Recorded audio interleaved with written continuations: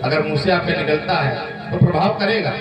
आप ये ना समझिए कि आपका आचरण नहीं ठीक है तो राम नाम लेंगे तो उसका फल नहीं मिलेगा, जरूर और जरूर मिलेगा, निश्चित रूप से। पुराण इत्यादि में कई उदाहरण इस प्रकार के हैं। परीक्षित जी सुखदेव जी से पूछ रहे हैं कि गुरु जी आप एक बात बताएं कि आपने बताया था कि सृष्टि के आरंभ में दो दैत्य काश्यप ऋषि जो हैं उनके दो पुत्र जो हुए थे दैत्य थे, तो एक को तो आपने बताया कि पृथ्वी लेकर चुरा ले गया था तो भगवान ने उसका अंत कर दिया, दूसरा क्या सही था क्या? दूसरे का तो कुछ नहीं बताया आपने। दूसरा पुत्र लग रहा था अच्छा था लेकिन वो सही था, कहा सही नहीं था, उसकी कहानी तुमको हम सुना रहे हैं, सुनो ध्यान से। मैंने जिस समय भगवान ने वराह अवतार लिया और हिरण्याक्ष का वध करके पृथ्वी को मुक्त कराया, इसका भाई बहुत ही क्रोधित हुआ, अपने गुरु के पास क्या कहा, गुरुदेव हमें बताइए कि ये देवता इतने छलिया कपटी हैं, इनको हम कैसे मारे? तो गुरुदेव ने कहा इनको मार नहीं सकते हो। कहा क्यों? कहा ये सब है अमर और ऊपर से इनको भगवान विष्णु का संरक्षण मिला हुआ है।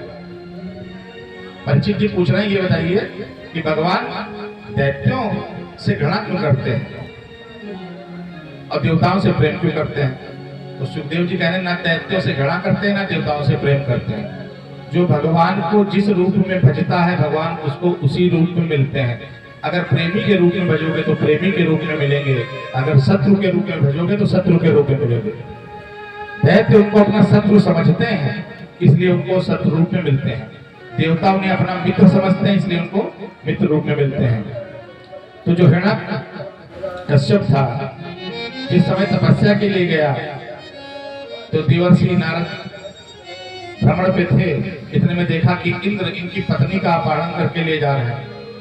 देवर्षि नारद ने इनको रोका, कहा सुनो तुम देवता हो लेकिन इतने कुकर्म करते हो, ये तुमको करने योग्य कार्य नहीं है, ये सती स्त्री है और इसका पति बाहर है और तुम इसका अपहरण करके ले जा रहे हो, शर्म नहीं आती है?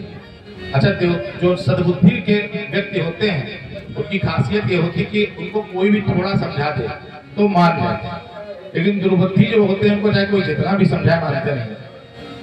देवराज ने क्षमा मांगी, कहा भगवान गलती हो गई उनसे क्षमा कर दीजिए। कहा कोई बात नहीं। नारद जी ने कहा पुत्री कयाधु ऐसा करो तुम हमारे साथ हमारे आश्रम में चलो, तुम्हारे पति है नहीं, तुम सुरक्षित नहीं हो, तो हमारे साथ चलो, जब तुम्हारे पति आए तो तुमको हम छोड़ दो। कयाधु गई। अब आश्रम में क्या होना है? आश्रम में तो भगवान का कीर्तन भजन यही सब होता है।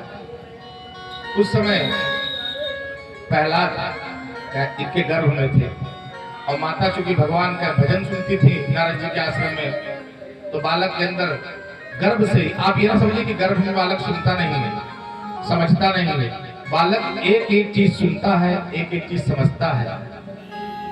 कष्ट उसको गर्भ में होता है लेकिन भगवान के कीर्तन से उसको आनंद मिलता है। और हम लोग क्या करते हैं, जब गर्भ में शिशु होता है तो कहते हैं माता आपका मन होता है चटपटा खाने का।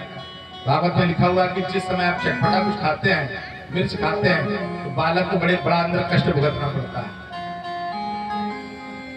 तो जब भगवान देवर्षि नारद प्रवचन सुनाते थे बालक भी सुनता था, उसका परिणाम ये हुआ कि प्रहलाद गर्भ के अंदर ही बहुत सी विद्याओं को जान गए, भगवान के प्रेमी हो गए।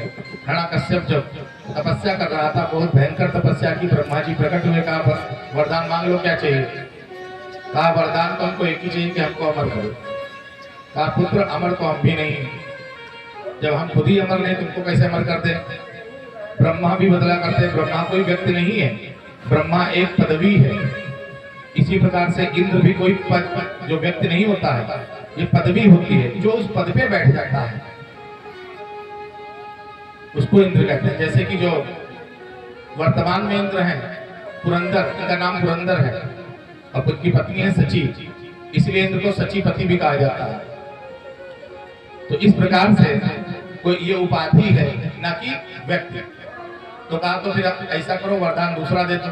कहा ठीक है मांग लो बेटा वरदान, तुम्हारे ऐसी तपस्या अभी तक किसी ने की नहीं है, तुम्हारा शरीर जर्जर हो गया है, चींटियों और कीड़ों ने खा लिया है, तो वरदान तुमको हम देंगे वन मरना। तो गजा आपकी बनाई हुई सृष्टि में जो आपने सृष्टि बनाई है, उस सृष्टि का जन्मा हुआ कोई भी व्यक्ति मेरा वध ना कर सके, न पशु न मनुष्य। ना मैं दिन में मरूं, ना रात में मरूं, न घर के अंदर मरूं, ना घर के बाहर मरूं, न पृथ्वी पर मरूं, ना आकाश में मरूं, ना आपके बनाए हुए 12 महीनों में मरूं, ना अस्त्र से मरूं, ना शस्त्र से मरूं। ब्रह्मा जी ने कहा बस बस बस, घुमा करके तुम वरदान मांग रहे हो। ये सीधे कहो ना कि अमर होना चाहते हो, तो कहा हमने तो पहले ही कहा था अमर कर दो।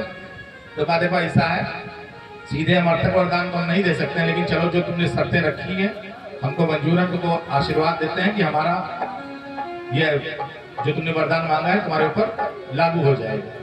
अब ये बड़ा कुछ कि हम तो अमर हो गए। आया, देखिए ऐसा होता है, जो दुष्ट व्यक्ति होता है सबसे पहले क्या करता है, सज्जनों को ही सताता है।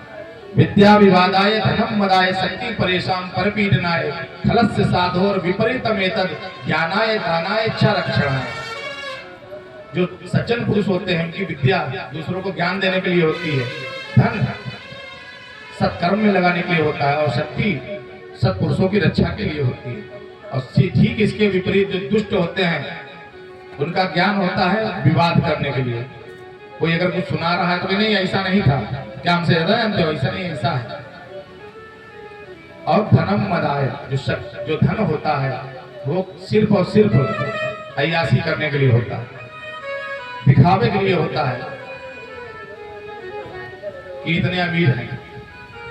और शक्ति परेशान परिपीड़ना, अगर दुष्ट को शक्ति दे दी जाए तो उसका केवल और केवल वो दुरुपयोग ही करता है, सज्जनों की रक्षा नहीं करता है, सज्जनों को सताता है। इसने आकर के कहा जहां पर भी विष्णु का नाम लेते कोई मिल जाए उसका गला काट दो, जहां पर भी यज्ञ हो रहा वहां पर आग लगा दो। कोई भी मेरे राज्य में विष्णु का पूजन नहीं कर सकता है, और अगर पूजन करना है तो हिरण्यकश्यप भगवान का पूजन करें। हम आपको भगवान, अपने आप को स्वयं भगवान घोषित करते हैं। राक्षसों में भी बड़ा आतंक फैला दिया, देवता बेचारे डरे डरे घूम रहे हैं, देवताओं भी मार पीट रहे हैं, स्वर्ग पे हमला कर दिया, इंद्र भी बेचारे भाग के खड़े हुए। लेकिन कहते हैं लोग ना, अगर कोई व्यक्ति किसी से हारता है तो अपनों से हारता है। वो दुनिया से लड़ सकता है लेकिन अपने से कैसे लड़े। जब हिरण्यकश्यप अपने घर आया वापस लौट करके, तो कयाधु ने बताया कि आपका बहुत ही सुंदर एक पुत्र है। तो कहा बुलाओ, कहा आश्रम में पढ़ने गया है, आ रहा होगा। अच्छा, ये आश्रम जो इसने स्पेशल आश्रम भी खुलवाया है, हिरण्यकश्यप दानव विश्वविद्यालय, वहां इसके दानव बनने की ट्रेनिंग दी जाती है, वहीं पर सब राक्षस पढ़ते हैं। और उसका कहना है हिंसा परमो धर्मा। जैसे हम लोग कहते हैं अहिंसा परमो धर्मा, तो वो कहते हैं हिंसा परमो धर्मा, क्योंकि राक्षसों का कर्तव्य है हिंसा करना। अगर हिंसा नहीं करोगे तो तुम्हारा धर्म भ्रष्ट हो जाएगा, इसलिए जिसको जो मिले उसको काट मार के खा जाओ। बेचारे प्रहलाद जी आए, पिता बैठे थे, अब है तो राक्षस लेकिन पुत्र को देख करके पिघल गया, कहा पुत्र आओ मेरी गोदी में बैठो। प्रहलाद जी ने दंडवत प्रणाम किया और गोदी में बैठ गए। कहा पुत्र ये बताओ तुम विद्यालय में क्या पढ़ रहे हो, चूंकि मिले थे नहीं, पहली बार मिले, तो क्या पूछे उसको। तो कहा पिताजी हम बहुत अच्छी अच्छी बातें पढ़ रहे हैं। तो कहा जो तुमको सबसे अच्छी लगती हो बात, वो बात एक सुनाओ। तो कहा पिताजी हमको जो सबसे अच्छा लगता है कि आप राजा हैं, का कर्तव्य है प्रजा का पालन करना, आपके राज्य में प्रजा सुखी होनी चाहिए। तो हिरण्यकश्यप ने थोड़ा मुंह बनाया, क्योंकि प्रजा का पालन थोड़ी नहीं करता था, क्योंकि प्रजा में तो भक्त थे, भक्तों को मारता था। कहा चाचा और बताओ। तो कहा पिताजी हमको ऐसा अनुभव हुआ है कि संसार, देखिए इनको दिव्य ज्ञान की प्राप्ति पहले से थी, ये संसार भ्रम है, ये माया है। अगर किसी का ध्यान करने के योग्य है, कोई पूजनीय है, कोई वंदनीय है, तो मेरे श्री हरि नारायण विष्णु है, उन्हीं की शरण में व्यक्ति को जाना चाहिए। व्यक्ति का यही परम कर्तव्य है। जैसे ही हिरण्यकश्यप के आगे का हिरण्यकश्यप ने गोदी से उठा करके फेंक दिया, का नालायक कुल कलंकी, हमारे बगिया, इतनी बढ़िया बगिया, राक्षसों की बगिया में जो काटा कैसे, बबूल का पेड़ कैसे पैदा हो गया। बता रहा है भगवान की शरण में चले जाओ, हमको क्या दे रहा है, उसका तो मैं वध करने की सोच रहा हूँ विष्णु का, और हमको बता रहे हो कि भगवान के शरण में जाओ और यही तुम्हारी मुक्ति का द्वार है। गुरुकुल के जो शुक्राचार्य के 2 पुत्र हैं, एक का नाम है संड और दूसरे का नाम है अमर। और ये जो एक साथी दोनों रहते हैं, तो इनका जब कोई बुलाता है तो इनको बोलता है संडामर। बुलाएगा संडामर को, बुलाओ तुरंत। कहा सुनो तुम्हारे यहाँ क्या पढ़ाई चल रही है? कहा महाराज हमारे यहाँ पढ़ाई जैसा आप आदेश करते हैं वैसी पढ़ाई चल रही है। यहाँ पर किसी देवता की पूजन विधि नहीं सिखाई जाती, केवल यही सिखाया जाता है कि हिरण्यकश्यप भगवान है, इनकी पूजा करो। कहा नहीं, तब भी तुम लोग कुछ गलत पढ़ा रहे हो। कहा महाराज जैसा आपने कोर्स लागू कर रखा है, आपने कहा CBSE चलेगा तो CBSE लागू कर दिया, आपने कहा नहीं ICSE चलेगा तो हमने ICSE लागू कर दिया, आपने कहा नहीं यूपी बोर्ड वाला चला लो तो यूपी बोर्ड चला रहे हैं, और कहीं कहीं कह दिया मदरसा बोर्ड आपने कहा चलवा दो तो हम मदरसा बोर्ड भी चलवा रहे हैं। जैसा आप आदेश करते वैसा हम चलवा रहे हैं। पहले शुरुआत में हम जो किताब छप के आती थी तो उसमें था कि गा से गणेश पढ़ाना है। आपने कहा नहीं, गा से गणेश पढ़ाओगे तो लोग कहेंगे कि धर्म निरपेक्ष राज्य है, और कुछ लोगों को कष्ट होगा गणेश पढ़ने में, गणेश जी की फोटो देखने में छपी होगी। तो आपके आदेश से हमने गा से गधा पढ़ाना शुरू कर दिया है, हमें कोई फर्क नहीं पड़ता जैसा आप आदेश करें। तो कहा इसको ये कौन सिखा रहा है कि भगवान विष्णु सर्वोच्च शक्ति है, उन्हीं की शरण में जाना चाहिए, व्यक्ति का वही कल्याण कर सकते हैं। कहा पता नहीं, लग रहा है आश्रम में कोई घुसपैठिया घुसाया है। कहा महाराज एक मौका दें, इसको ले जाकर के हम सही कराते हैं। लेकर कहा क्यों नहीं पहला, ये तुमको कौन सिखा रहा है? कहा मुझे कोई सिखाता नहीं है, मेरे अंदर अपने आप ज्ञान आता है। कहा सुधर जाओ ना तुमको हम खराबी करवा देंगे तुम्हारी। पहला ना क्या ठीक है। कुछ महीनों के बाद फिर से पिताजी ने बुलवाया, कहा बेटा संडमत लेकर के हमारे पुत्र को आओ और ये बताओ इसने क्या सीखा। प्रहलाद जी फिर से विचारे। देखिए प्रहलाद के पिता दुष्ट थे, लेकिन प्रहलाद ने कभी अपना कर्तव्य नहीं भूला। जब जाता था पिता को प्रणाम करता था, कभी अनुचित बात नहीं कही। देखिए भगवान का कीर्तन कहने कर कह रहा है कि चलिए तो इसमें अनुचित थोड़ी नहीं है, लेकिन हिरण्यकश्यप को लग रहा है कि अनुचित है। तो प्रहलाद ने कहा बताइए पिताजी। तो कहा अब तुम ये बताओ कि तुमने क्या सीखा विद्यालय में। तो अभी तक तो वहाँ प्रहलाद जाते थे तो एक पाठ सुनाया था। तो अगली बार जब वहाँ प्रहलाद गए तो कहा कि आप जो ठीक समझो आपको हम सुना दें। तो कहने लगे नहीं, जो तुमको सबसे अच्छा पाठ लगता है वो सुना। तो गुरुजी की तरफ प्रहलाद देख रहे हैं, गुरुजी आंखें घुट रहे हैं कि इस बार कहीं कुछ गड़बड़ ना कर दे तो हमारी नट्टी कटवा देंगे। तो प्रहलाद ने कहा सुनो गुरुजी, पिताजी कह रहे हैं जो सबसे अच्छा पाठ सीखा हो वो सुनाओ। तो हम तो सबसे अच्छा वाला सुनाएंगे। तो इस बार प्रहलाद ने क्या सुनाया, कह रहे हैं श्रवणं कीर्तनं विष्णु स्मरणं पाद सेवनम अर्चनम वंदनम दास्यम सत्यम आत्मनिवेदनम। का भगवान को पाने के 9 प्रकार हैं प्रभु। अपने पिता से कह रहा है कि इस बार हमने 9 बात याद किए हैं। पहले तो भगवान का कीर्तन सुनना चाहिए व्यक्ति को, और फिर सुनने के बाद में कीर्तन करना चाहिए, फिर भगवान के चरण कमलों की सेवा करनी चाहिए, फिर वंदना करनी चाहिए, फिर अर्चना करनी चाहिए, फिर दास भाव लाना चाहिए कि प्रभु हम आपके हैं, आप हमारे हैं, आपकी शरण में आ गए हैं, और फिर प्रभु से मित्रता कर लेनी चाहिए। इस प्रकार व्यक्ति का कल्याण हो जाता है। जैसे ही हिरण्यकश्यप ने सुना, कहा सुनो ये विभीषण पैदा हो गया घर में, ये कुल को नाश करवाएगा। कहा बुला लाओ जो सबसे खतरनाक हमारा राक्षस उसको बुला के लेकर हम हमारे सामने इसकी नट्टी कटवाओ। क्योंकि जहां पर बीमारी कोई हो जाती है, अगर वो बीमारी सुधरने के योग्य ना हो तो उस अंग को कटवा दिया जाता है। ये हिरण्यकश्यप कह रहा है अगर कोई बीमारी ऐसी हो जाए शरीर में जिसको सही ना किया जाए, जैसे कब जब कोरोना चल रहा था तो कुछ देश ऐसे थे जो जिसको कोरोना हो जाता था उसको मरवा ही देते थे, जैसे कि दक्षिण कोरिया। वो कहता था इलाज बना नहीं है, और ये एक बीमार होगा तो ये 50 को बीमार करेगा, इससे अच्छा ये मिला है इसी को निपटा दो, ना बीमार रहेगा ना बीमारी रहेगी। तो कहा इसको तुरंत इसका गर्दन हमारे सामने काटो। जो बेचारा राक्षस गर्दन काटने आया था, प्रहलाद ने गर्दन झुका दी, जैसे ही प्रहार किया उसकी उल्टी तलवार उसी की गर्दन पे चल गई, गर्दन कट के अलग गिरी। संडमर खड़े हुए थे, कांपने लगे, महाराज ये क्या हो गया, इसकी गर्दन उल्टे कट गई। संडमर कहे महाराज ऐसा करो, हमें लग रहा है देवताओं ने आपको चुनौती दी है कि तुम भगवान विष्णु से बड़ा बैर मानते हो, तुम्हारे घर में हम ऐसा व्यक्ति पैदा करवा देंगे, उसका क्या करके दिखाओगे तुम। तो हिरण्यकश्यप ने कहा अगर ऐसी बात है तो हम ये नहीं मानेंगे कि हमारा पुत्र है, इसको मरवा जरूर देंगे किसी न किसी प्रकार से। कहा ले जाओ तेल के कढ़ाई में इसको डाल दो, गरम गरम तेल में इसको छोक दो। ले गए प्रहलाद जी को कढ़ाई में बैठाला, उसमें फूल बन गई कढ़ाई, जो तेल था। कहा पहाड़ से फिकवा दो, पहाड़ से फिकवाया। भगवान ने स्वयं अपनी भुजाओं में प्रहलाद को ग्रहण कर लिया।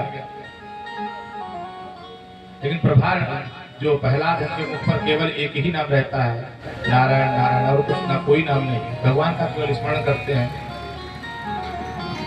होलिका ने कहा भैया बड़ा परेशान दिख रहे हो, क्या बात है। कहा बहन कुछ नहीं, ये बेर इसको हम मरवाने के लिए भेजते हैं कि जाओ इसको मार डालो जा करके। ये दुष्ट बार बार जिंदा ही लौट आता है, बल्कि जो इसको मारने का प्रयास करते हैं, हाथी ने कुचने आया था इसको तो नहीं कुचा, बाकी सबको कुच के चला गया। पता है इसको कौन सा मूल मंत्र याद है, ये मरता क्यों नहीं है। तो होलिका ने कहा आप परेशान ना होइए, इसका उपाय हम करेंगे। हमको ब्रह्मा जी से वरदान प्राप्त है कि हमको अग्नि नहीं जला सकती। आज आप चिता की व्यवस्था कराइए, इसको लेकर के हम बैठ जाएंगे, हम तो जलेंगे नहीं, जल जाएगा। और अग्नि ऐसा है नहीं कि अग्नि किसी को जलाएगा। चिता की व्यवस्था करी गई। प्रहलाद ने हाथ जोड़ के निवेदन किया कि बुआ जी अगर आपको हमें अग्नि में भेजना है तो हम अकेले चले जाएं, आप ना जाइए। होलिका ने कहा हमसे कहते हो ना जाए, हमको वरदान प्राप्त है, हमको कुछ नहीं होगा। तो कहा नहीं आप ना जाइए, हम आप कहें तो हम अकेले चले जाएं। कहा हम तुमको लेकर के चलेंगे, भैया से दिया वचन पूरा करेंगे। धीमे से अग्नि जलना शुरू हुई। कुछ देर तो कुछ नहीं हुआ, उसके बाद प्रहलाद जी तो बड़ा शांत मुद्रा में आंख बंद करके बैठे रहे गोदी में होलिका की। धीमे धीमे होलिका जलना शुरू हो गई। उसने चिल्लाना शुरू किया भैया आग बुझाओ, मैं जल रही नहीं। ब्रह्मा का वरदान जो मुझे मिला था, ब्रह्मा जी ने मुझसे छल किया। ब्रह्मा जी प्रकट हो गए, कहा मैंने कोई छल नहीं किया, मैंने तुमको ये वरदान तुम्हारी सुरक्षा के लिए दिया था, लेकिन तुमने क्या किया, दूसरे को पीड़ित करने के लिए इसका प्रयोग किया है, इसलिए आप तुम्हारा अंत निश्चित है। होलिका जल करके भस्म हो गए। प्रहलाद जी वही भस्म में बैठे हुए हैं और सभी नगरवासी आए। खुशी का माहौल था। उसी रात को फेंक करके एक दूसरे पर प्रहलाद का जयकारा करने लगे, भगवान का जयकारा करने लगे। तभी से होलिका महोत्सव का प्रारंभ हो गया। बोलो होलिका मैया की जय।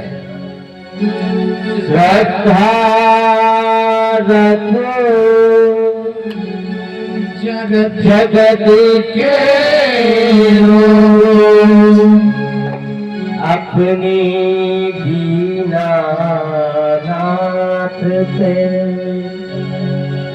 सुख दुख लाभ जीवन मृत्यु सब कुछ उसके हाथ में।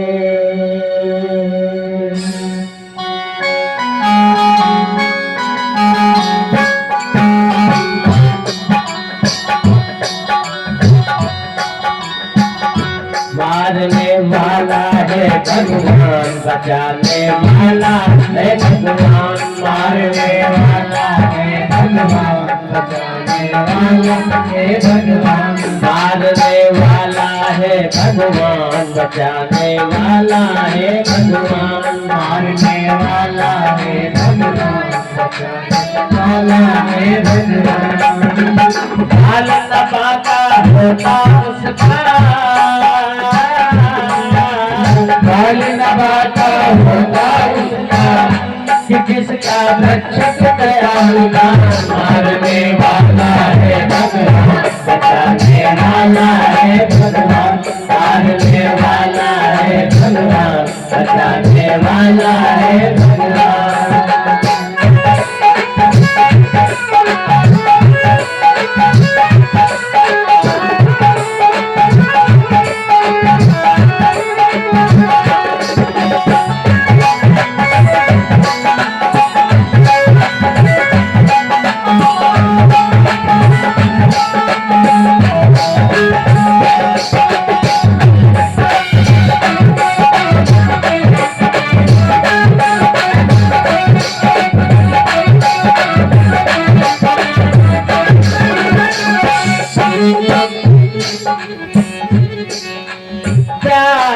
तोरे भाई पल की आशा स्वार्थ बिना किस जोड़ो तोरे भाई पल की आशा स्वार्थ बिना किस जोड़ो कल क्या होगा इसकी चिंता जगत पिता पर छोड़ो क्या होनी है क्या अनहोनी क्या होनी है क्या अनहोनी सबका उसको मारने वाला है भगवान बचाने वाला है भगवान मारने वाला है भगवान बचाने वाला है भगवान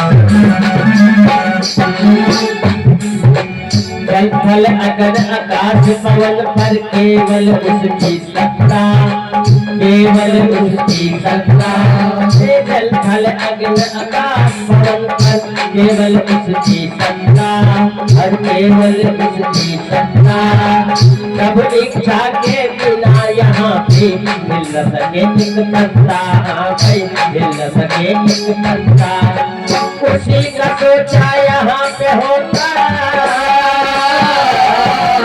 उसी का सोचा यहाँ पे होता उसकी शक्ति महान मारने वाला है भगवान बचाने वाला है भगवान मारने वाला है भगवान बचाने वाला है भगवान काल तपाता होता उसका काल तपाता होता उसका कि जिसका गट गट गया मारने वाला है भगवान बचाने वाला है भगवान मारने वाला है भगवान बचाने वाला है भगवान मारने वाला है भगवान बचाने वाला है भगवान मारने वाला है भगवान बचाने वाला है भगवान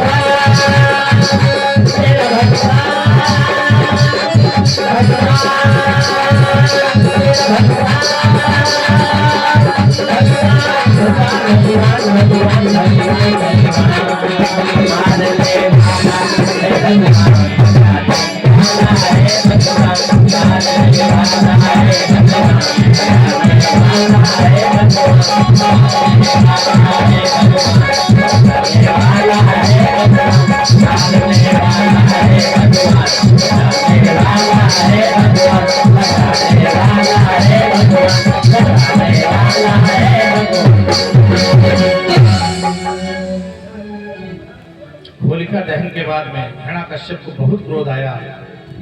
कहा आज मैं ही तुझे मार डालता हूँ। संडमर आगे कहा महाराज बच्चा है छोड़ दीजिए, हम समझाएंगे। हो सकता है किसी ने इसको भटका दिया हो, हम समझाएंगे, हम पढ़ाएंगे, आप एक मौका और दीजिए। कहा तो ले जाओ, इसका आखिरी मौका है। अगर अगली बार इसने हमको, पिछली बार दो श्लोक सुनाए थे, इस बार 9 श्लोक सुना दिए हैं। अगली बार अगर ये वायरस बढ़ा तो हम वैक्सीन नहीं बनाएंगे, सीधे रोगी को ही खत्म करेंगे। संडमर ले गए, बहुत समझाएगा बेटा तुम सुधर जाओ, तुम राक्षस कुल के हो, बड़े बड़े ऋषि मुनियों को तो दर्शन नहीं देते, तुम उनके चक्कर में कहां पड़े। छलिया विष्णु है, तुमको ठगता है, तुम्हारे पिता से दुश्मनी है उसकी, उसको छोड़ दो। तो प्रहलाद जी ने कहा किसको छोड़ दो? जो वो है वही तो मैं हूँ, वो परमात्मा है, मैं आत्मा हूँ। तो आत्मा परमात्मा को छोड़कर कहाँ जाएगी? आपको सिर्फ शरीर दिख रहा है, वही तो मेरे प्रभु हैं। अंत तो करता मेरा निवास तो वहीं पर है। आपसे अगर कोई कहे सांस लेना छोड़ दो, तो कैसे छोड़ सकते हैं सांस लेना? फिर तो मृत्यु ही निश्चित है। तो कहा ये नहीं सुधरेगा, संडमन ने कहा हमारी भी नौकरी खतरे में लग रही है, ये हमारी भी नौकरी ले डालेगा। बच्चों से कहा इसको ट्रेंड करो, सब बच्चे आए, कहा क्यों, पहला छोड़ता काहे नहीं, भगवान का भजन कीर्तन है। इतने में गुरु जी चले गए। कहा सुनो, अच्छा भजन कीर्तन को छोड़ो, चलो हम लोग खेल खेलते हैं। कहा को एक नया खेल हम बना करके लाए हैं। ध्रुव जी कह रहे, प्रहलाद जी कह रहे हैं कि नया खेल सीख करके आए, खेलोगे? कहा आज तूने अच्छी बात की, हमेशा भजन कीर्तन करता है, आज खेलने की बात कर रहा है। कहा कौन सा खेल खेलोगे? कहा लुका छुपी का। तो कहा इसमें नया खेल कौन सा है? कहा नहीं, मेरा लुका छुपी अलग है। कहा क्यों? कहा मेरी जो लुका छुपी है दूसरी है। जब लुका छिपी हम खेलते हैं संसार में, जिस प्रकार से भगवान और जीवात्मा की, आत्मा और परमात्मा की लुका छिपी का ही खेल चल रहा है। जीवात्मा ने परमात्मा से कहा कि लुका छिपी खेलते हैं, तो कहा ठीक है, पहले कौन छुपेगा? कहा पहले जीवात्मा से कहा तुम छुप जाओ, पहले हम ढूंढ लेंगे।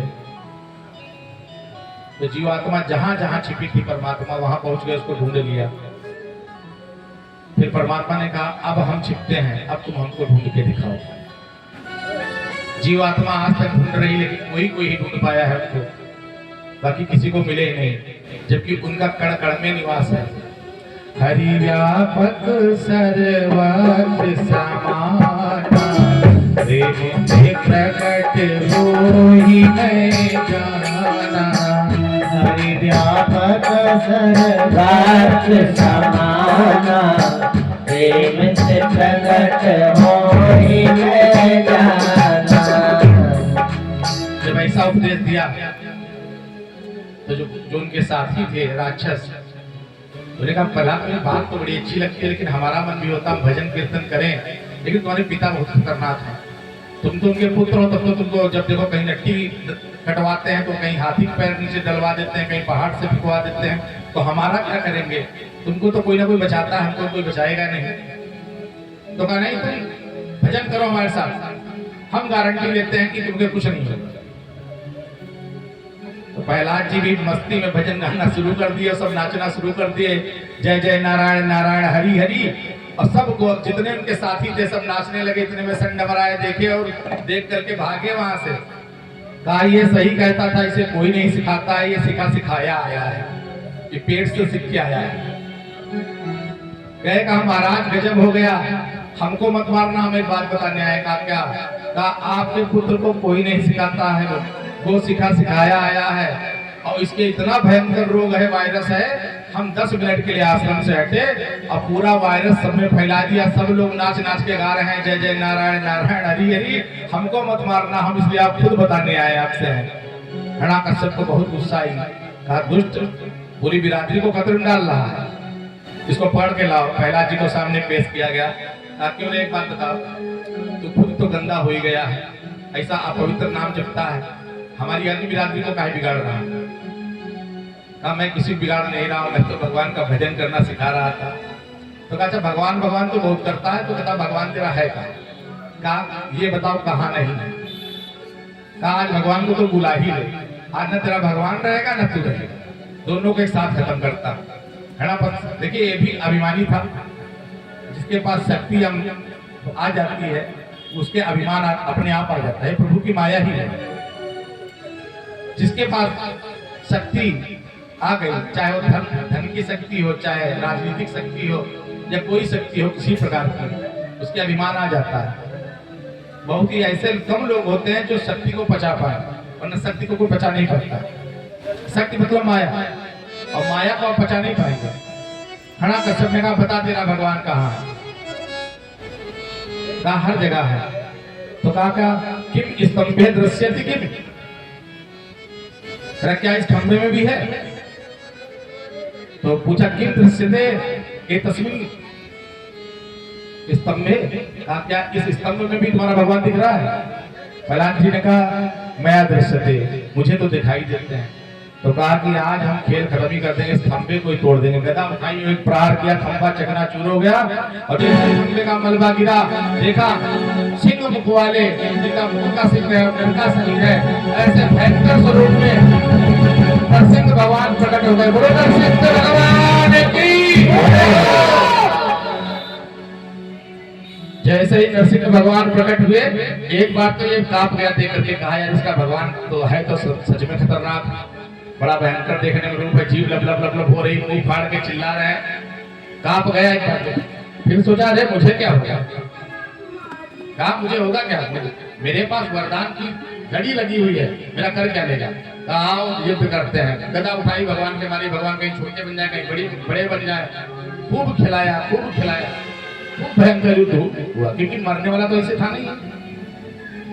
भगवान रास्ता देख रहे थे कि शाम हो जाए, पूरा दिन खिलाया, खूब युद्ध चला, खूब युद्ध चला। जब भगवान ने देखा कि सूर्य आधे डूब चुके हैं, पकड़े केस और खींच ले गए दरवाजे की देहरी पर, अपनी जंघाओं को फैला करके उस पर उसको लाद दिया। आकाशवाणी हुई, सुन रहे हिरण्यकश्यप, देख ले, ना सुबह है ना रात है, संध्या कालीन का समय है, देख लो।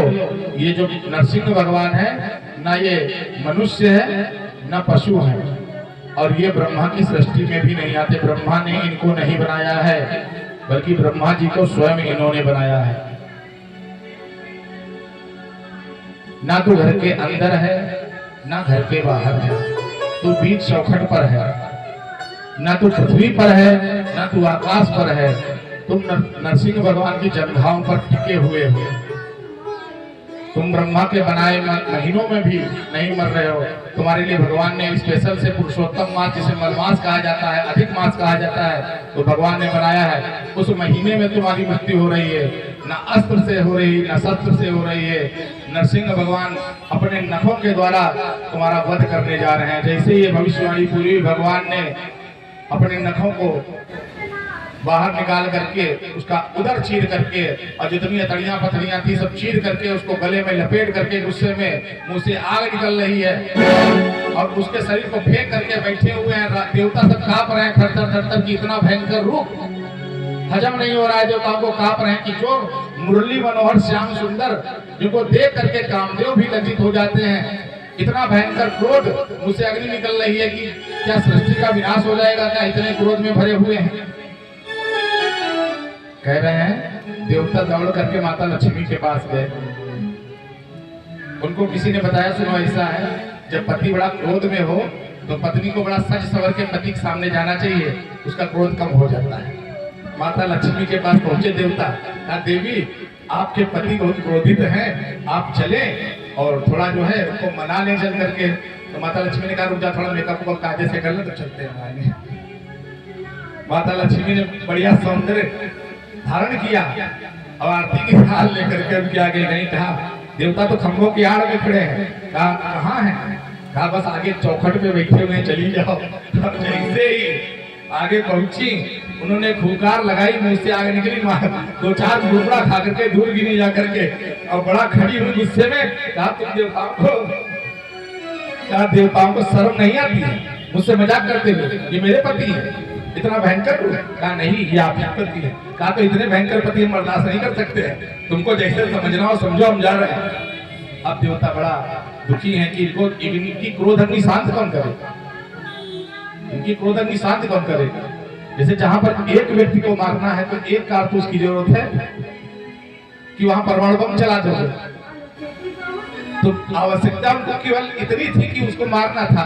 लेकिन चूंकि उनका आवेशावतार है, आवेश मतलब जो एकदम से उत्पन्न हुआ हो, तो क्रोध जाएगा, सब थर थर कांप रहे हैं। ब्रह्मा इत्यादि देवता है, प्रहलाद ऐसा करो, प्रभु ने तुम्हारे कारण ही अवतार धारण किया है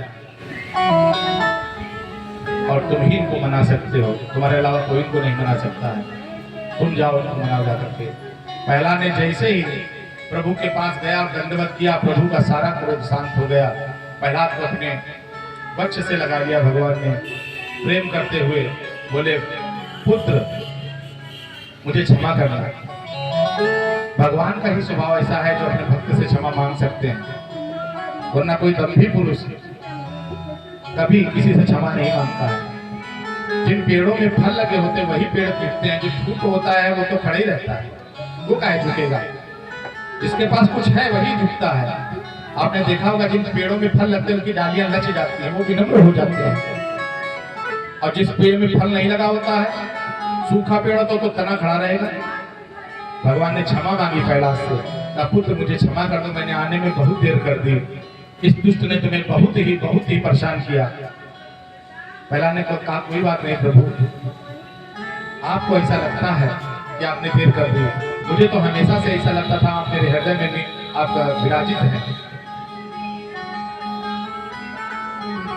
भगवान ने कहा मैं तुमसे अत्यंत प्रसन्न हूं, मुझसे कुछ वरदान मांग लो।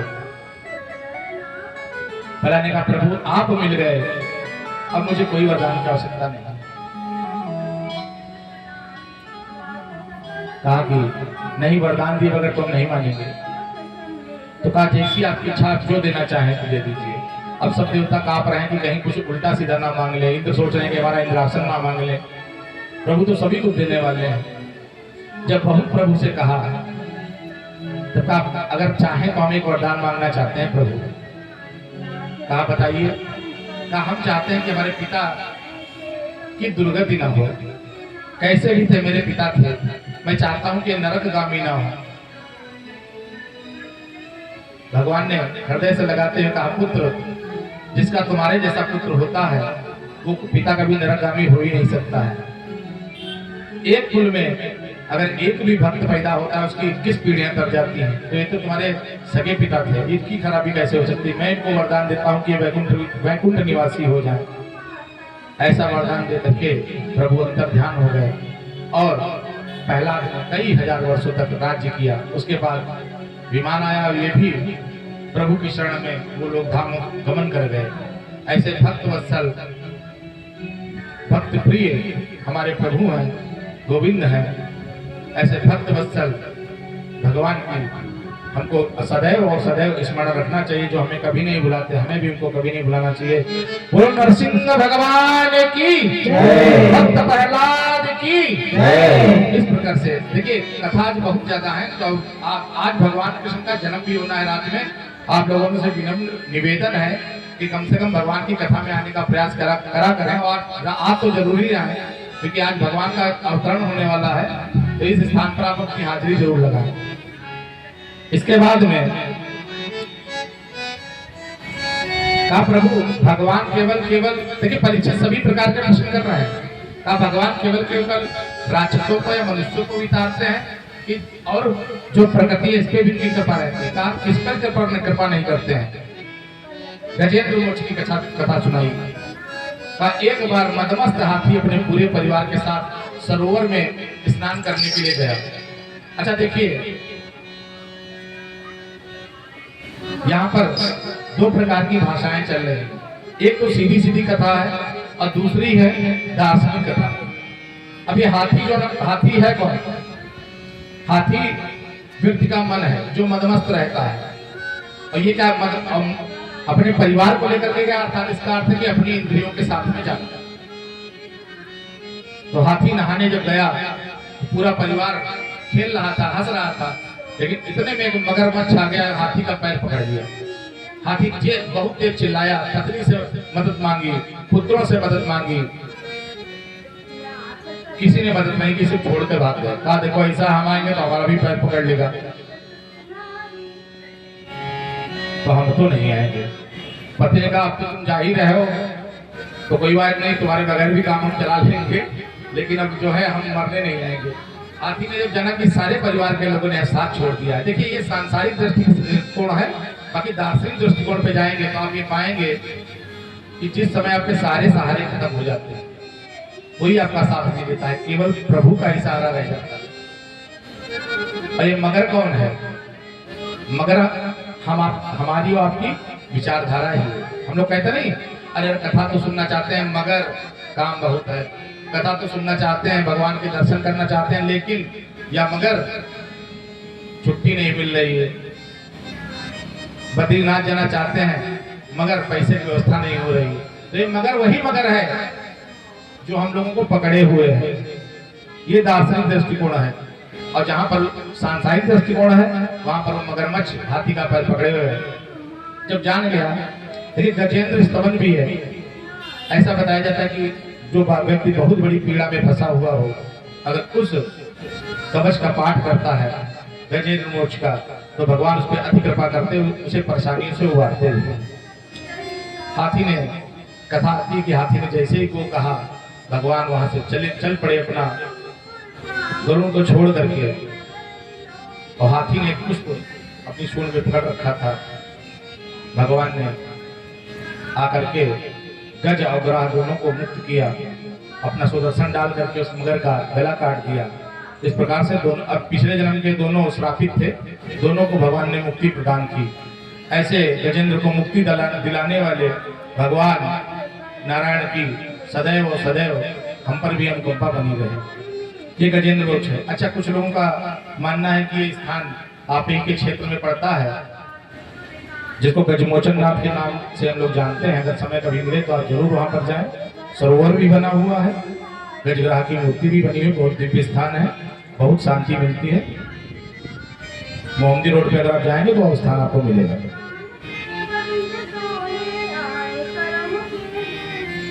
परीक्षित जी ने पूछा कि ये बताइए आप कि देवता और दानव दोनों तो बन गए, भाई सृष्टि क्रम चल रहा है, लेकिन इनके पास जो दिव्य दिव्य चीजें हैं ये कहां से है और ये अमर कैसे हो गए? तो कहा सुनो, एक बार देवता और राक्षसों में दोनों में एक मीटिंग हुई। देवताओं ने कहा कि महाराज हम लोग बलिष्ठ कैसे, हम लोग अमर कैसे हों? उनको उपाय बताया गया कि आप ऐसा करें, समुद्र मंथन कीजिए और समुद्र मंथन से रत्न निकलेंगे, उससे आप अमर भी हो जाएंगे और आप श्री युक्त भी हो जाएंगे, मतलब लक्ष्मी युक्त भी हो जाएंगे। जो मंथन करने की व्यवस्था की गई, तो इतना बड़ा मछली कहां से आए? पर्वत की व्यवस्था हुई तो पर्वत उसमें डाला गया, मंदराचल पर्वत डाला गया तो अंदर धंसने लगा। तो उस पर्वत को भगवान ने कहा हम अपनी पीठ पे धारण करेंगे, और भगवान ने कच्छप रूप में प्रकट होकर के मंदराचल को अपनी पीठ पर धारण कर लिया। वो कच्छप भगवान की जय। सारे आवेशावतार हैं। मंथन शुरू हुआ, मंथन में सबसे पहले हलाहल विष निकला। अब विष कौन पिए? भोले बाबा शरण चले गए सब लोग, कहा भोले हैं इनको पिला दो। भोले बाबा ने आओ ना देखा था, विष उठा करके पी लिया। पार्वती ने कहा कि अरे तो विष पी जाएंगे, हमारे सुहाग में गड़बड़ हो जाएगी। और माता ने गर्दन पे हाथ लगा दिया तो वो विष ना बाहर आया ना अंदर गया, और इस प्रकार उनका जो गला था वो नीला हो गया। ऐसे विष को पीने वाले नीलकंठ महादेव की कथाएं छोटी छोटी हैं, क्योंकि बहुत अभी कथा बाकी है तो शॉर्ट में बता रहे हैं। लास्ट में अमृत निकला, कामधेनु गाय निकली, ऐरावत हाथी निकला, उच्चेश्वरवा घोड़ा निकला, लक्ष्मी जी भी निकली। और लक्ष्मी तो सदैव नारायण की होती है, नारायण का वर्ण कर लिया। यहाँ पर नारद मोह का भी प्रसंग आता है, उसमें हम नहीं जाएंगे, दूर से प्रणाम करते हैं क्योंकि कथा बहुत है। विष निकला, देवताओं दानों में झगड़ा हो गया, दानों बलशाली से छीन ले गए। देवता रोते हुए भगवान के पास पहुंचे, कहा भगवान क्या करें बताओ, हमारे हिस्से का अमृत छीन ले गए हैं। भगवान ने डांटते हुए कहा तुम लोग हमेशा रोना हमसे ही रोते आकर के हो। कहा और किससे जाए, तुम ही बता दो किसकी शरण में जाए। कहा ठीक है आए हो तो कुछ उपाय करते हैं। अच्छा, मूर्खों की आदत ये होती है कभी वो किसी वस्तु का सदुपयोग नहीं कर पाते, भले उनको मिल जाए तो भी सदुपयोग नहीं करेंगे। जैसे कि कोई मूर्ख व्यक्ति है, अगर उसको आप जो है कोई बहुत अच्छी वस्तु दे दें, जैसे मान लीजिए बहुत अच्छी गाड़ी भी दे दें, तो गाड़ी से कहाँ जाएगा? वो तीर्थ यात्रा नहीं जाएगा, वो गाड़ी से नौटंकी देखने जाएगा कि हम उतरेंगे राइफल टांग करके, चार लोग कहेंगे अरे ये तो बहुत धनवान आदमी है, वहां जाएगा, कहेगा इससे जलवा दिखाई पड़ता हमारा है। अरे मूर्ख, तुमको जब भगवान ने सुविधा दी है तो भगवान के शरण में जाओ ना, तीर्थाटन पे जाओ। तो मूर्ख का कार्य है जो उसको सुविधाएं मिलती है उसका सदैव गलत उपयोग करता है। अब ये राक्षस अमृत पी नहीं पाया, आपस में लड़ रहे हैं सबके सब। वो कह रहे हैं हम पिएंगे, वो कह रहे हैं हम पिएंगे। भगवान ने बहुत ही एक सुंदर बाला का रूप बनाया जिसे हम मोहिनी रूप में जानते हैं। ऐसे मोहिनी भगवान की जय। देखो मोहिनी मैया नहीं कहेंगे क्योंकि मोहिनी भगवान ही है। नारायण जी ने ही मोहिनी रूप धारण किया, मटकते हुए पहुंच गए। अच्छा इनको तो जानते ही है, मटकने में बहुत एक्सपर्ट हैं। सीधे पहली बात तो खड़े नहीं होते, कमर झुका करके लटक लटक के चलते हैं। जैसे ही राक्षसों ने इनको देखा, अमृत किनारे रख दिया, पता करो ये कौन आ रही है। इसका पहले पता करो, वो अमृत वादन किया जाएगा। अमृत से ज्यादा मीठापन तो इसके भी लग रहा है। भगवान मुस्कुराते हुए पहुंचे, कहा आप लोग कौन है श्रीमान जी? निश्चित रूप से किसी नीच कुल के होते थे। अच्छा, जो सुंदर स्त्रियां होती हैं और जो लंपट पुरुष होते हैं वो उनकी गाली भी खा लेते हैं, वो मार दे झापड़ भी खा लेंगे, लेकिन पीछा नहीं छोड़ेंगे। ये उनकी खासियत होती है। तो राक्षस कह रहे सुनो, अब तुमने ये बात कही है लंपट हमको या नीच कुल का कहा है तो हमने बर्दाश्त कर लिया, और क्यों कहता तो टांगे फाड़ के फेंक देते, लेकिन तुम सुंदर हो तो तुमको छूट है।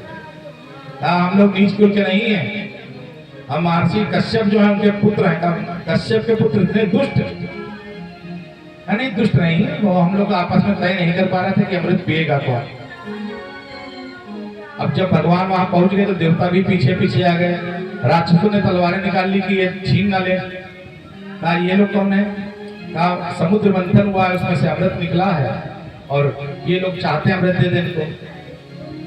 तो भगवान ने कहा तो दे दो इनको, ये भी तो तुम्हारे भाई हैं। देखिए देवता और दानव दोनों ही भाई हैं, एक ही पिता से पैदा हुए हैं। काश्यप जी के संतान देवता भी हैं और काश्यप जी के संतान दैत्य भी हैं। कहा लोग दुष्ट है। तो कहा चाहते क्या हो? कहा कुछ नहीं, तुम अगर हमारा मनोरंजन करो, भाई कथा में ध्यान दीजिए, बातें ना करके हम फिर इरिटेट होने लगते हैं देख करके, शांत बैठिए।